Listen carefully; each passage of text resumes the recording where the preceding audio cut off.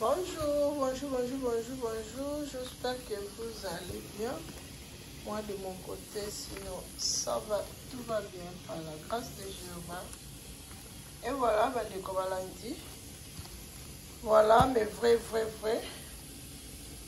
Là, Bino, Makaya Bouyango, Yotoshi Tokati. Voilà. Quand on me Makaya Bouyango, Yotokati. Ma commande à Bino, que vous allez bienvenue. Toujours sur la Makaya Bouyango. Tosokoli yango bien, totie na mai, tolongola mungwa. Ba oto si tolongolaki mungwa ya liboso eza déjà wana.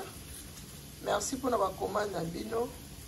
Vous continuez toujours à commander ba vrai yanga. N'hésitez pas vous nzalate, vous commandez, vous passez ba commande na bino. Vous kozala décider avec Maman Kati Kapé sa servi traiteur. Voilà, moussa les autres salema toujours dès qu'on a l'obana bino, dès qu'on a solaka, makaya bangoyo, nous moni makaya bangoyo, tout kati makaya na biso kitoko, et voilà tout sokola ngoto banina kolongola ba mungwa, mai déjà ngo tout tia na bassin, bandi kolongola mungwa, tolongola ba mungwa, tolongola ba salité onyonso.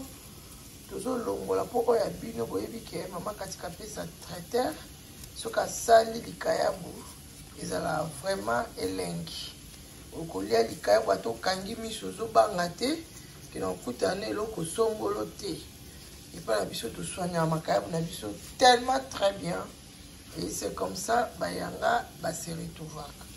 Voilà, merci pour la bande nyonso oyo ba passer ba commande na bango et pas ya Maman Kati Kapé sa service traiteur.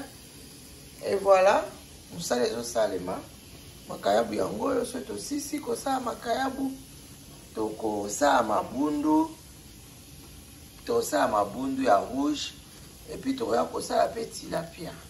Alors ba oignon so baza ba commande ba passer ba commande na bango ba hésiter te.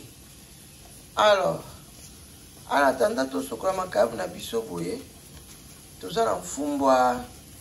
Toza na pondu madesu, toza madesu à soupe, toza na ngolo ya soupe, tosi to lambi. Et voilà, biloko eza tellement belé pour passer ma commande à bino. Boko za dessus et voilà base na biso. Tabape ezali, toza na taba, toza na ngulu. Alors, bon hésiter pour passer ma commande à bino pour za dessus.